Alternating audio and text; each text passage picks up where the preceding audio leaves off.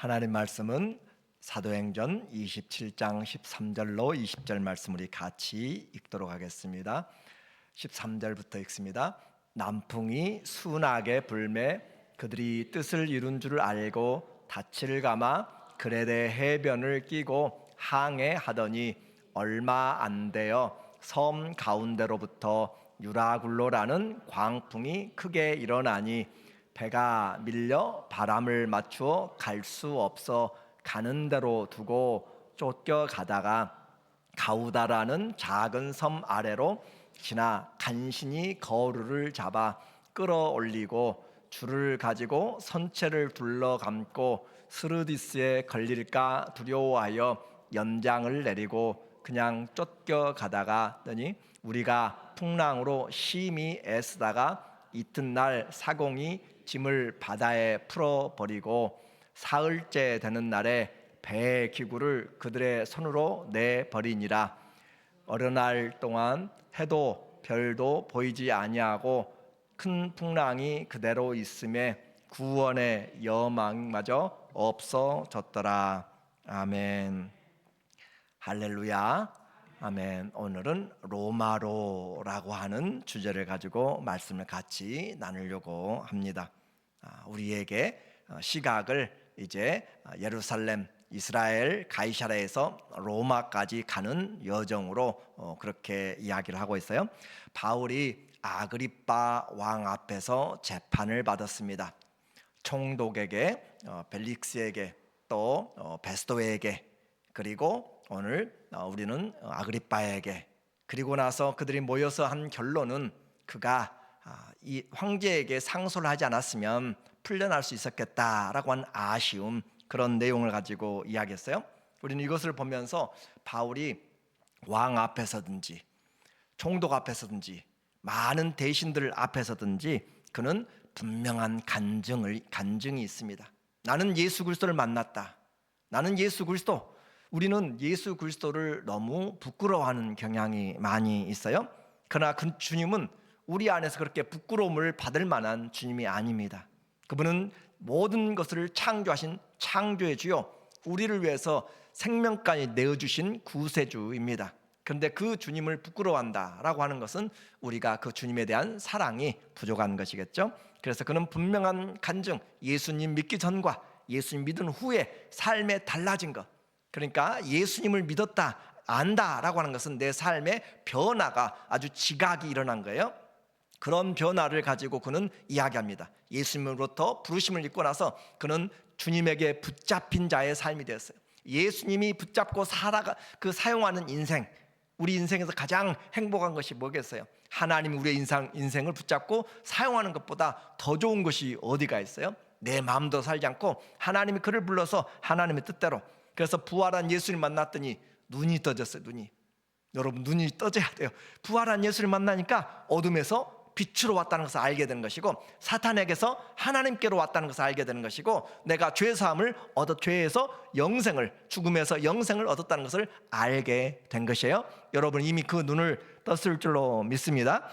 그 눈을 뜬 사람, 그것은, 이 믿음은 그러므로 어리석은 자가 아니라 가장 지혜로운 자가 가지고 있는 믿음이요, 그리스도 예수를 아는 지식이 가장 고상한, 다른 말로 이야기하면 최고의 지식이기 때문에 바울은 모든 것을 다 해로 여길지라도 이 예수 그리스도를 아는 것을 가장 고상한 지혜로 그는 알았다라고 했습니다. 그러므로 이제 말하는 거예요.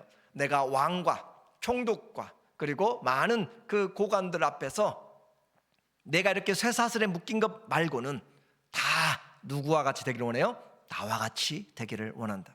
내가 믿는 예수의 믿음, 여러분도 가졌으면 좋겠다. 내가 이 돈 없는 것만 빼고, 내가 아픈 것만 빼고, 내가 배우지 못한 것만 빼고, 내가 이와 같이 묶인 것만 빼고, 다 나와 같이 누구를 믿는 사람? 예수님을 믿고 눈을 뜬 사람이 됐으면 좋겠다. 이것이 그의 인생입니다. 그는 후회가 없어요. 비록 지금 감옥에 또 갇혀있는 죄수가 되었지만 그는 후회가 없는 인생, 나와 같은 삶을 살라, 다시 살아도 나와 같은 삶을 살라라고 할 수 있는 것이죠. 오늘 우리의 삶을, 아니 나를 돌아보면서 여러분, 나와 같은 삶, 예수님 때문에 다른 것 다 놔두고 예수님 때문에 나와 같은 삶을 살라고 자녀들에게, 친구에게 이야기할 수 있다면 우리 삶은 복된 것입니다. 그러나 그 예수는 보이지 않고 부끄러워하고, 그렇다면 우리는 예수님에 대한 사랑이 제대로 있지 않는 것이에요. 이제 그가 로마로 가는 내용을 보니까 1절에 오늘 본문에 말합니다. 27장 1절에 우리가 배를 타고 이탈리아에 가기로 작정되매 바울과 다른 죄수 몇 사람을 아우구스데라는 백부장 율리오란 사람이 맡기니라고 이야기했어요. 시저의 그런 친위대입니다. 그래서 우리라고 하는 단어가 등장했어요. 16장 사도행전 16장에 우리라고 하면 처음으로 이야기했죠. 이 사도행전의 저자가 누구예요? 누가입니다. 누가가 같이 동참했음을 지금 이야기하고 있는 것이에요. 그래서 사도행전은 4번의 우리라고 하는 그 섹션이 시작돼요. 바울이 2년 동안 가이사랴 감옥에 지금 구금이 돼 있었잖아요. 그럴 때 누가는 그 근처에서 아마 있었던 것 같아요. 그리고 바울이 이제 로마로 간다라고 하는 그 소식을 듣고 다시 동참해서 우리 같이 배를 타고 와요. 그래서 이탈리아로 가기로 작정되매 바울과 다른 제수들도 이제 함께 갑니다. 바울은 황제의 상소를 했기 때문에 가는 것이고, 다른 제수들은 아마 가서 거기에서 처형을 받고 판결을 받기 위해서 가는 것 같아요. 그래서 사람들 아구스대의 친위대의 백부장 율리오에게, 이런 사람에게 맡기니, 백부장 100명의 사람을 밑에 군인들로 둔 사람이죠. 아시아 해변 각처로 가려 하는 아드라무테노 배에 우리가 올라 항해할세. 오늘 이제 여러 지명들이 나와요. 우리는 지금 성경이 얼마나 감사한지 몰라요. 가보지도 않은 지금 지중해 연안을 우리에게 보여주고 있는 하나님의 은혜들, 2000년 전에 그 항들을 지금 가고 있는 거예요. 그래서 가이사랴에서 출발해서 아드라무테노라고 하는 그것은 그것은 에베소 그 앞에 있는 그 지역입니다. 그러니까 소아시아 지역 앞에 있는 곳까지 가는데, 우리가 올라 항해할새 마게도냐의 데살로니가 사람 아리스다고도 함께하니라. 자, 이제 이 배 누가 탔어요? 바울도 탔지만 누가도 탔고, 또 누가 탔어요? 아리스다고도 탔고라고 하는 것이에요. 이 아리스다고라고 하는 사람이 아주 중요한 일을 하게 돼요. 그러면 잠깐 우리가 어디로 가고 있는지 한번 봐야 될 필요가 있어요. 지도를 넘겨주시면 우리에게 24 다시 볼게요. 이제 가게 되는 것을 보니까 아시아에까지 가는 자 중에 베레아 사람 브로의 아들 소바더와 데살로니가 사람 이 아리스다고가 누구냐라고 하면은, 이 사람은 바울의 이 전도 때 만났던 사람인데 데살로니가 사람이에요. 그러니까 유럽의 큰 도시 마게도냐의 도시 수도 데살로니가 사람 이 아리스다고가 영접하여서 바울을 함께 섬기게 됐는데, 그가 지금 세군도와 더베 사람 가이오와 및 디모데와 아시아 사람 두기고와 드로비모라라고 해서 바울이 3차 때 구제헌금을 가지고 이 예루살렘으로 올 때 같이 동참했던 바울의 동참자가 되었습니다. 그런데 에베소에서 폭동이 일어났어요. 그랬을 때 바울을 대신하여서 잡혀갔던 사람, 그러니까 이 아리스도고는 신앙에 믿은 지가 얼마 되지 않았는데도 불구하고 그 먼 여정에 따라가는 사람. 바울 따라가면 뭐가 나옵니까? 아무것도 없어요. 걸어가야 되고 고생해야 되고 죽을 고비를 넘겨야 되고, 그런데 무엇 때문에요? 예수님의 복음 때문에 이 사람을 따라서 고향을 지금 데살로니가를 떠나서 그가 길을 찾아서 계속 가면서 바울이 잡혀야 될 그곳에 바울 대신에 에베소에 잡혀서 가고, 그리고 그가 지금 또다시 골로새서 4장 10절에 보니까 나와 함께 갇힌, 지금 바울과 함께 또 감옥에도 갇혀 있는 사람, 이 아리스다고는 죄가 없어요. 근데 지금 갇혀 있다. 그래서 이 내용을 우리가 빌레몬서도 보니까 또한 나의 동역자 마가 아리스다고 데마 누가가 문안하느니라 하면서 이 바울이 문안하고 있는 사람. 자, 그래서 당시의 기록들을 살펴보면 바울이 가려고 할 때 지금 누가도 같이 가고 또 지금 이 아리스다고도 같이 가는데, 베스도라고 하는 총독이 로마로 소환될 때도 기록들에 보면은 그 총독이 갈 때 병들어서 아내가 수발하려고 할 때도 하지 못하겠습니다. 죄인을 호송할 때 아무나 할 수 있는 것이 아니에요. 그런데 로마 법에 의하면, 람지나 여러 학자들에 의하면 종은 같이 수발할 수 있어요. 종은 따라갈 수 있어요. 그래서 이 누가와 이 아리스다고가 종의 역할을 자청해서 바울을 섬기는, 한 사람은 의사로, 한 사람은 종으로, 그렇게 하면서 섬기는. 그래서 바울은 지금 죄인인데 종들과 함께 가고 있는 것이에요. 이것이 얼마나 대단한 믿음의 역사인가라고 하는 것을 보면은 바울도 대단하지만 그 믿음을 누가 의사로 바울의 전도여행을 다 따라다니는 사람, 그리고 이 아리스다고 자기의 믿은 후로부터 바울을 따라서 가면서 바울의 이 죽을 고비들을 넘겨가면서 마지막 감옥에 갇혔을 때 같이 갇혀 있는 사람, 도대체 무엇 때문에 이와 같이 이 그리스도를 위한 고난을 받냐 하는 거죠. 우리는 그리스도를 위한 고난이 얼마나 값진지를 안다면 우리의 삶에 주님 나만 살아가는 것이 아니라 그리스도와 함께하는 곳에, 모세는 이것을 위하여서 어떻게 했어요? 내가 애굽의 공주의 아들로서 또 애굽의 모든 것을 다 준다 할지라도 하늘에 그리스도를 위하여서 받는 능력을, 하늘에 있는 그 상이 더 크기 때문에 세상 보아와 바꿀 수가 없다라고 하잖아요. 그러니까 그리스도를 따르고 그리스도를 위해서 받는 능력, 그리스도를 위해서 받는 그 모든 핍박들은 비교할 수 없는, 세상의 온 세상의 것들과 비교할 수 없는 놀라운 상급이 있다는 그 믿음 때문에 자기의 자유, 자기의 모든 계획들을 하나님 앞에 맡기면서 바울을 따라가고 있는, 그래서 이 골로새에 보니까 나와 함께 갇힌 아리스다고, 그리고 동역자, 바울의 동역자가 되었다라고 하는 사람, 우리는 그 사람을 잊어버리고 이름도 잘 기억하지 못하지만 그러나 그는 세밀하게 바울과 함께 동행했던 사람. 다시 우리가 지도를 보게 되면 지금 어디로 가고 있는가 보니까 그가 가고 있는 내용을 보면은 예루살렘에서 그가 군인들에 의하여서 이송되어서 가이사라 해변이죠, 총독의 관자가 있는 곳에서 시돈까지 113km 정도 되는 시돈으로 가서 이튿날 도착하게 됩니다. 그리고 이 아드라무데노베라고 하는 것은 이 사이에 있는 이쪽에 에베소 앞에 있는 도시인데 그곳에 정박지를 가지고 있는 것이에요. 그래서 그쪽으로 가는 배입니다. 그래서 이 배는 아시아로 가는 여러 지역들을, 도시들을 가는 직행이 아니에요. 직행이 아니고 완행처럼 그렇게 정기 운항선을 가지고 가는 배예요. 그곳에서 이제 함께 타고 시돈에서 물건들 싣고 가게 되는데 구브로를 지나서 이렇게 가게 됩니다. 무라시까지 가는 내용이 오랫동안 걸렸다라고 이야기하는데 그 오랫동안 걸린 내용을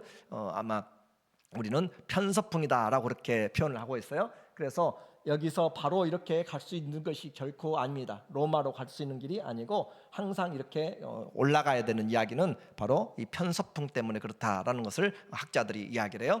그렇게 해서 올라가는데 280일의 거리를 거의 고대 사본에 보면은 2주간에 거쳐서 가게 됩니다. 그곳에서 이제 니도 앞으로 가서 이곳에 가려고 했는데 바람이 거스려서 정박하지 못하고 다시 이 크레테로 가대요. 여기서는 원래 가려면은 바로 로마로 가는 길이 가든지 해야 되는데 말씀드린 것처럼 편서풍, 이 서쪽에서부터 불어오는 바람 때문에 거스려서 올라갈 수 없어서 그들이 취하게 되는 것은 이곳에서 이 섬을 기점으로 해서 등을 지고 이 섬을 바람막이 삼아서 가면서 이렇게 올라가려고 했던 계획을 가지고 이제 가는 여정입니다. 그래서 오늘 우리가 잘 봐야 될 필요가 있어요.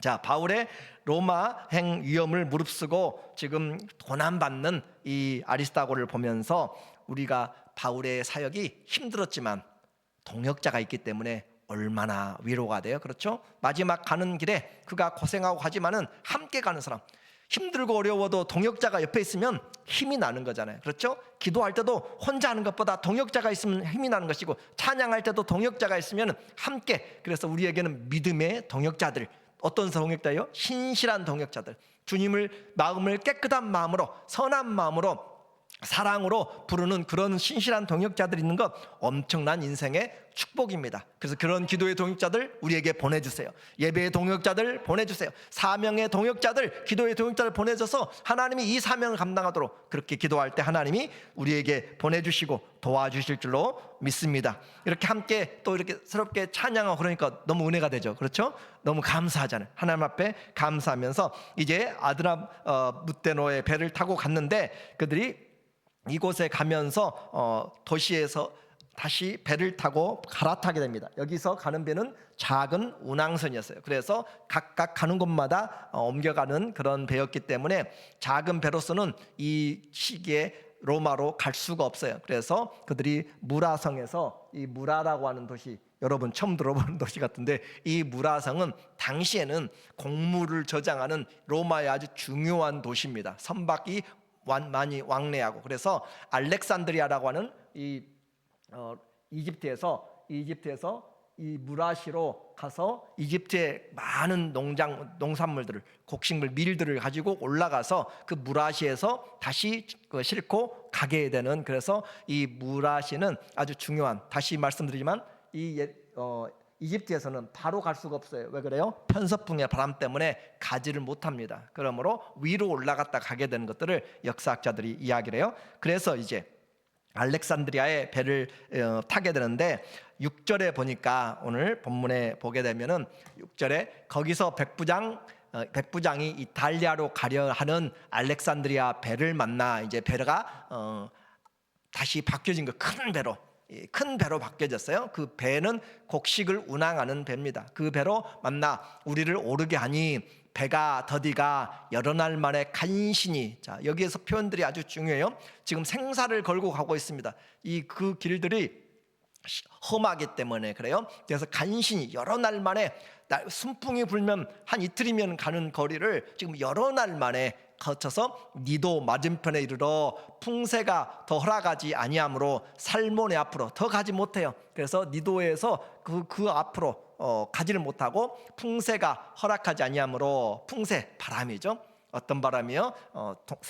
편서풍의 바람이 불어서 정반대의 바람 불기 때문에, 그러므로 살몬의 앞을 지나 그레데 해안을 바람막이로 항해하여, 이 지금 누가가 의사인데도 불구하고 이 누가의 기록을 보면 2000년 전에 항해 그런 기술과 항해 일지를 아주 너무나 잘 써놓은 그런 것들을 우리가 보게 돼요. 그래서 간신히 그 연안을 지나 미항이라는 곳에 이르니 라세아 시에서 가깝다라고 그렇게 표현했어요. 다시 이제 지도를 보게 되면 그 다음에 보면은 바울이 로마까지 가는 거예요. 로마까지 가는 것은 그 거리가 1500마일 정도 됩니다.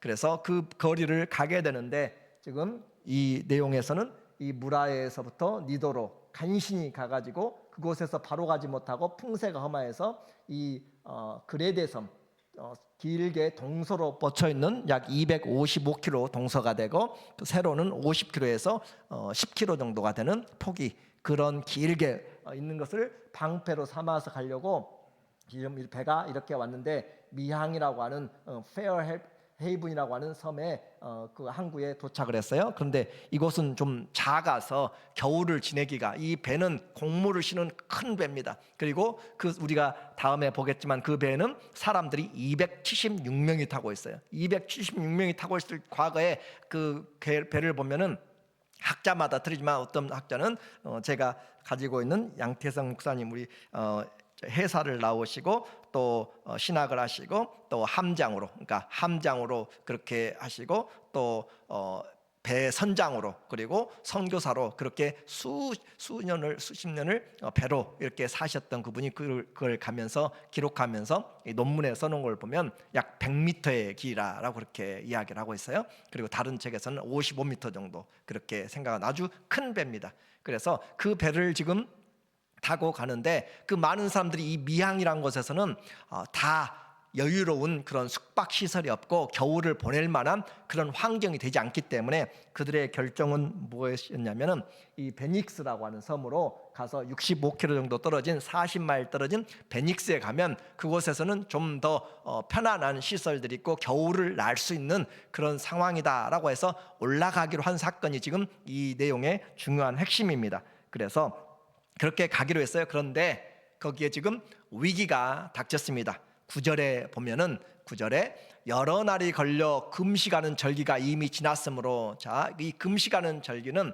우리가 말하는 7월 10일 대속죄를 이야기하고 있어요. 그래서 그 속죄일이 지나면 지금 태양력으로 이야기하면은 9월, 10월입니다. 그래서 이 지중해 해안에서 항해가 가능한 것은 3월 중순부터, 더 쉽게 표현하면 4월부터 9월까지 항해를 하게 되고, 10월부터는 항해가 어렵고 11월 달에 가는 것은 자살행위다라고 할 정도로 가지 못하는 것이에요. 그래서 긴급한 군사적인 내용들이 아니면은 항해를 하지 않는 시기가 되었다는 거예요. 그래서 금시가는 절기가 되었기 때문에 이미 지났으므로 항해 가기가 위태하다라고 하는 것은 이미 경험적으로 다 알고 있는 그런 내용이에요. 그런데 가야만 됐던 이유가 이제 이 로마의 장교는 그 맡은 사명 때문에 가야 될 그런 책임을 가진 것이고, 선주는 곡식을 실어놓고 배가 묶여 있으면 어떻게 돼요? 3개월 동안 묶여 있으면 공치는 거잖아요. 그래서 빨리 가서 비우고 또 다시 싣고 운행을 해야, 그래야 경제적으로 이익이 되니까 올라가자라고 하는 그런 부분에서 시작하는 거죠. 그렇게 해서 항해가 위태한데 바울이 그들을 권하여 말하되 여러분이여 내가 보니 이번 항해가 하물과 배만 아니라 우리 생명에도 타격과 많은 손해를 끼치리라 하되. 그래서 이 바울이 내가 보니라고 하는 것은 바울의 경험을 이야기해요. 고린도 후서에 이미 바울이 로마로 가기 위한 편지를 썼습니다. 이때가 지금 AD 59년 정도가 되는 거예요. AD 59년 10월 11월 정도 지금 되는 시기고, 그런데 3년 전에 56년도에 고린도 후서를 쓸 때 바울이 말하기를 고린도후서 12장에 보면 내가 3번을 바다에서 파선하였고 그래요. 그러니까 3년 전에 이미 그는 선교 여행을 통하여서 바다에서 여러 차례 3번 파선하였고 일주일을 바닷속에서 지냈고, 아무튼 이 바다에 대해서 여러 번 경험을 하였기 때문에 이 지중해의 연안이 어떤 것인지, 풍세가 어떤 것인지, 이 시기에 어떤 바람이 부는지를 그는 경험적으로 알고 있었어요. 그래서 내가 보니 이번 항해가 하물과 배만 아니라 또 생명에도 위험하다라고 하는 것은 그 경험과 하나님 안에서의 받은 지혜죠. 그 지혜를 통하여서 가지 말자라고 그렇게 하는데도 불구하고 말씀드린 것처럼 이 선장은 죄수의 이야기보다는 누구의 이야기를 들어요? 전문가죠. 선장과 선주의 말을 듣고 강행하게 되어 11절의 내용입니다. 11절에 보니까 백부장이 선장과 선주의 말을 바울의 말보다 더 믿더라라고 하는 거죠. 이 시대에 전문가들 많이 필요해요. 그러나 우리는 기도하는 사람들이 필요한 거예요. 하나님 앞에 기도하는 사람들, 경제학자가 그렇게 많고 뛰어난 학자들이 많아도 세상에 있는 것들, 전쟁과 재앙들을 이겨내지 못해요. 죄를 이겨내지 못합니다. 우리에게는 기도하는 사람들이 필요한 것이고, 누가 리더인가 많이 배운 사람이 아니라 느헤미야처럼 기도하는 사람이에요. 기도하면 하나님의 마음을 알게 되고, 기도하면 내가 무엇을 해야 될지를 아는 것이에요. 기도하면, 그래서 누가 지도자인가, 하나님의 말씀을 알아야 주의 뜻을 알아서 해 나가는 사람이 지도자다라고 하는 거죠. 그래서 우리에게 이와 같이 전문가도 필요하지만 우리는 전문가도 되되 기도하는 전문가, 하나님의 말씀을 성령이 우리에게 이야기해 주시는 그 말씀을 가지고 살아가는 자가 중요하다. 그래서 그 항구가 겨울을 지내기에 불편하므로 거기서 떠나 아무쪼록 베닉스에 가서 겨울을 지내자 하는 자가 많으니, 베닉스는 그레데 항구라, 한쪽은 서남을 한쪽은 서북을 향하였더라 라고 그렇게 표현하고 있어요. 이제 이와 같이 그들이 지나가서 시작하니까 점점 분위기가 좋아졌습니다. 좋은 바람이 불었어요. 서풍이 이렇게 편서풍이 불었었는데 갑자기 떠나가자라고 하니까 바람의 방향에 바꿔서 남쪽에서부터 이렇게 올라와요, 바람이. 그러니까 북쪽으로 베닉스로 올라가는데 얼마나 신이 났겠어요. 봐라, 바울의 말보다 우리 말이 맞다라고 하면서 해안을 끼고 이제 65km를 가려고 출발해서 갑니다. 남풍이 순하게 불었어요. 이집트 쪽에서부터 이렇게 불어오는 남풍이 북쪽으로 올라가니까 배가 미끄러지듯이 이제 올라가게 된 거죠.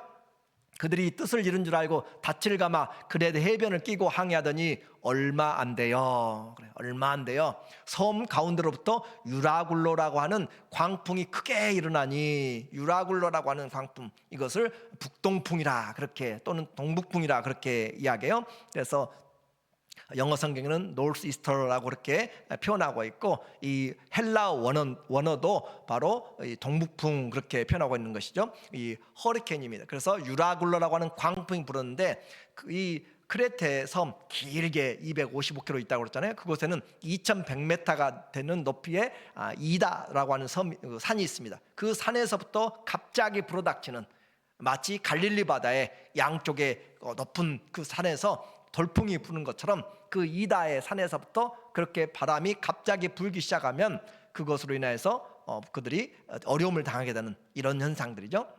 그렇게 해서 유라굴라라는 광풍이 크게 일어나니 배가 밀려 바람을 맞추어 갈 수가 없어. 배가 밀려서 바람이 이제 거꾸로 불어오는 거지. 거꾸로. 아까는 남풍이 불었는데 이제는 섬에서부터 거꾸로 바다 쪽으로 불어버리니까 올라갈 수가 없는 거죠. 그래서 바람을 맞추어 갈 수가 없어. 이 말은 바람에 거스려서 갈 수가 없다 이 말이에요. 그래서 가는 대로 두고 쫓겨가다가, 제가 왜 이것을 박스로 해놨냐면, 우리 인생이 가고 싶은 대로 계획 세운다고 가는 것이 아니다라고 하는 거잖아요. 그렇죠? 우리 인생이 가고 싶은 대로 계획 세우고, 사람이 길을 계획할지라도 그 발걸음을 인도하시는 분은 누구예요? 하나님이잖아요. 사람이 제비를 뽑아도 그 일을 결정하시는 분은 하나님이잖아요. 그래서 우리의 인생을 우리는 성경을 통해서 잘 봐야 돼요. 인생을 하나님이 주관하고 있다는 것을 아는 것이 얼마나 어려운지 모릅니다. 그래서 하나님 앞에서 우리의 계획들을 내려놓고 주님의 도우심을 받는 것. 배가 밀려서 그렇게 가는 대로 두고 쫓겨가다가, 배도 있어요, 선장도 있어요, 군인도 있어요. 그렇죠? 돈도 있어요, 배에. 그런데 아무것도 할 수 없어요. 그 배 안에서 하나님 앞에 우리는 이 세상의 것들을 가지고 아무것도 대적할 수가 없는 거예요. 그래서 가우다라고 하는 그곳에서부터 이 35km 정도 떨어지는 이제 남쪽으로 또 작은 섬 아래로 지나 간신히 거루를 잡아. 이 거루는 구명보트입니다. 그 구명보트를 끌고 다니는 것은 큰 배기 때문에 그 배를 연안에 가까이 못 가기 때문에 세워놓고 작은 배로 실어 다니면서 선원들을 실어 다니는, 그리고 당시에 그렇게 보트를 끌고 다니는데, 이제 바람이 불기 시작하니까 그 보트가 깨지면 안 되니까 그걸 들어 올리는 작업을 하게 돼요. 자, 예상치 못한 인생의 바람이 불 때 우리는 모든 노력이 헛됨을 알게 됩니다. 이제 이 사람들의 인생이 우리 인생이라고 한번 보세요. 폭풍을 만난 인생, 그곳에서는 같이 가는 선원도 있었고, 또 곡물도 싣고 죄인들도 있고 군인들도 호송하는 사람들도 있고 여러 사람들이 있어요.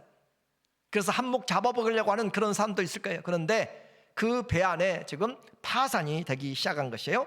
19절에 보니까 다시 이 내용을 보면, 우리가 다시 보니까 이 미양에서 가려고 했는데 이 베닉스까지 가려다가 해안선에 가다가 이다섬에서 불어오는 바람으로 가우다까지 지금 밀려왔다라고 하는 거예요. 그래서 이와 같은 내용을 통하여서 17절에 보면 끌어올리고, 이제 뒤에 거루 구명보트를 끌어올려서 줄을 가지고 선체를 둘러감고 스르디스, 모래톱이에요. 모래톱에 걸릴까 두려워하여 연장을 내리고 그냥 쫓겨가더니, 그래요. 인생 확 쫓겨가는 거. 어떻게 내가 어떻게 해볼 방법이 없어요. 시간에 쫓겨가고 스케줄에 쫓겨가고 사람들의 관계에, 일에 쫓겨가고, 그리고 살다가 나이 들어서 헛살았다고, 그렇게 세월에 속았다고 그렇게 하게 되는 것이 우리 인생의 모습일 수가 있습니다. 우리는 세상에 쫓겨 살면 안 되고 주님을 따라가야 돼요. 주님이 따라가는 일을 하게 되면 많은 것들이 필요하잖아요. 주님을 기쁘시게 하는 삶은 살면 몇 년을 살았든지 그것이 가치가 있는 것이고, 에녹은 아벨은 하나님 앞에 그 예배를 드리고 죽었지만 믿음으로 지금도 살아서 말한다고 그러잖아요. 그러므로 우리에게 이와 같이 주님을 쫓아가는 삶이 중요한 것이죠. 연장을 내리고 그냥 쫓겨가더니, 우리가 풍랑으로 심히 애쓰다가, 지금 이 누가의 기록들을 보면은 얼마나 생생하게 지금 내용들을 기록하고 있는가라고 하는 것을 우리가 알게 되잖아요. 그래서 이튿날 이제 사공들이 한 걸 보세요. 사공들이 짐을 바다에 버리고 짐을 버려요. 얼마나 애쓰고 알뜰히 살뜰히 모아놓은 짐이에요. 근데 그 짐들 다 버려요. 위기가 닥치니까, 생명의 위기가 닥치니까 아무 필요가 없어요. 우리는 이런 이야기도 들었잖아요. 산에서 길을 잃어서 돈을 태워가지고 했다는 그 이야기도 우리는 들었잖아요. 그런 것처럼 아무런 것들 없다. 사흘째 되는 날에 배의 기구를 그들의 손으로 버리더라. 이 성경의 표현을 보세요. 사흘째 이제 쫓겨가니까, 바람에 쫓겨가니까 배의 기구는 항해하는 데 가장 기본적인 거잖아요. 그렇죠? 항해하는 데 가장 기본적인 배의 기구, 돛대부터 시작해서 무거운 것들 다 내어 버리는 일들을 해야만 돼요. 우리는 인생을 갈 때 여러 가지가 필요해요. 그런데 때로는 하나님을 뜻을 쫓아가는 데 있어서 그것들이 방해가 될 수 있고, 우리가 붙잡았던 것들이 오히려 도움이 아니라 위기가 돼서 오히려 버려야 될 때가 있어요. 그러므로 이렇게 배의 기구를 누구의 손으로 버렸다고요? 그들의 손으로. 어떻게 만든 것이고, 어떻게 이루는 것이고, 어떻게 이제까지 애쓰고 살았는데 이걸 버려놓을 수 있어요. 그런데 살려면 버려야 돼요. 그렇죠? 살려면 버려야 돼요. 예수님을 발견하는데 내 가진 재력이, 내 가진 학벌이, 내 가진 권세가 체면이 문제라면 그것을 벗어내야 돼요. 그것을 벗어야만 주님을 만날 수가 있는 것이고, 그들의 손으로 내버리더라. 모든 것을 다 버려야 되는 것, 그것이 우리의 인생이 될 수도 있습니다. 우리가 아직도 교만한 것은 뭐예요? 내가 아직도 가지고 있다고 자랑하고, 내가 아직도 뭔가 해볼 수 있다고 그렇게 생각하는 것들은 다 교만에서 나온 것들이에요. 믿는 구석이 있을 때 그렇습니다. 내 손에 있지 않아요. 그래서 이들이 지금 점점 소망이 사라져가고 있어요. 짐을 버렸어요. 기구를 버렸어요. 이제 20절에 보니까 더 절망적인 표현을 하네요. 20절 내용에 보면은 여러 날 동안 뭐가 안 보여요? 해도 별도 보이지 아니하고. 자, 이곳에서도 해도 별도 안 보이고 깜깜하다면, 폭풍이 몰아친다면 너무너무 힘들죠. 근데 바다 한가운데서, 파도가 몰아치는 곳에서, 광풍이 부는 데서, 그곳에서 흔들리면서 하늘도 별도 아무것도 보이지 않을 때, 이것은 절망입니다. 그렇죠? 우리 인생이 이와 같은 때가 있어요. 힘들고 어려운 절망에 아무것도 보이지 아니하고 큰 풍랑은 그대로 있고, 그리고 구원의 여망마저 없어졌더라. 그렇게 위기에 어떤 SOS를 해가지고, 어떤 911이 와가지고 누가 와서 우리를 돌보겠어요? 그 2000년 전에 소망이 다 끊어진 거잖아요. 그와 같은 시기에 소망마저 끊어졌더라. 오늘 우리는 이 바울의 로마로 가는 길을 우리가 보았어요. 그동안 쌓아놓았던 모든 것, 한몫을 노릴 수 있는 것들이 다 날아갔고, 생명을 의지하기 위했던, 생명을 날 도와준다고 생각했던 정치적인 군사의 힘도, 또 경제적인 힘도, 선원들의 기술도 다 아무런 도움이 되지 않습니다. 인생에 생명을 얻는 것은 예수 그리스도 외에는 아무도 우리에게 그 생명을 보장해 줄 수 없고, 이 죽음을 넘어서 부활로 가는 길에도 이 예수 그리스도 외에는 아무도 우리를 도와줄 수가 없어요. 어두운 악천후의 바다의 태풍은 절망입니다. 이제 결론적으로 말씀드립니다. 로마로 가고 있습니다. 로마로 가는 그들의 모습은, 로마는 우리가 가야 될 그런 인생의 순례의 길입니다. 바울은 지금 하나님의 말씀으로 로마도 보아야 되리라, 그리고 로마에서도 증거해야 되리라 라고 하는 그 사명 때문에 지금 가고 있는 거예요. 자유롭게 풀어질 수 있었어요. 그리고 자기 마음대로 살아갈 수 있어요. 그런데 믿음의 목적지를 향해서 주님이 우리를 부르셨잖아요. 제자라 불렀잖아요. 그렇죠?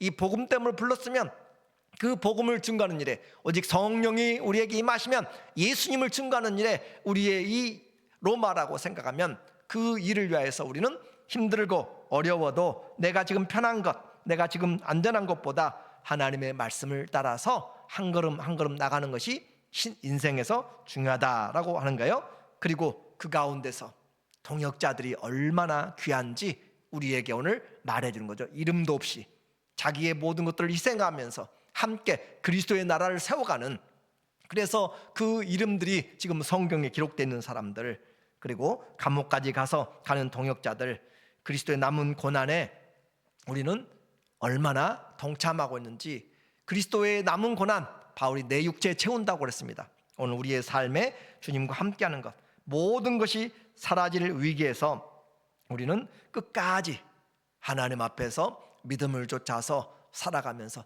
인생을 하나님을 알 때만 알 수 있어요. 하나님을 모르면 어떤 것도 인생을 제대로 답을 주지 못합니다. 그러므로 하나님을 만날 때, 우리에게 절대자 앞에 섰을 때, 그때가 하나님을 우리가 아는 것이에요. 그 하나님 앞에 오늘도 서서 주님이 부르신 그 부름의 삶, 우리의 목적지 각자의 로마가 있습니다. 각자의 하나님의 부르신 사명을 향하여서 주님 우리에게 동역자를 주시고, 또 내가 그리스도의 동역자가 되어서 주님 함께 섬기게 하여 주시고, 어떤 풍파가 몰아치더라도 하나님이 택하신 자들은 하나님의 일들을 해나가게 됩니다. 문제가 중요한 것이 아니라 하나님의 말씀을 가지고 순종해 나갈 때 주님이 우리에게 합력하여 선을 이루시는 놀라운 은혜를 체험하시고 증가하는 하나님의 자녀들 되시기를 예수님의 이름으로 축원합니다. 아멘. 기도합니다. 하나님 아버지, 우리의 인생에 광풍이 몰아칠 때 세상은 어떻게 할 수가 없습니다. 주님, 생명과 길과 진리가 되신 주님 앞에 서게 하여 주시고 우리의 모든 것을 하나님 앞에 순종하며 섬길 수 있는 그런 그리스도의 고난에 동참한 하나님의 자녀들의 삶이 되도록 인도하여 주시옵소서. 예수님의 이름으로 기도합니다. 아멘.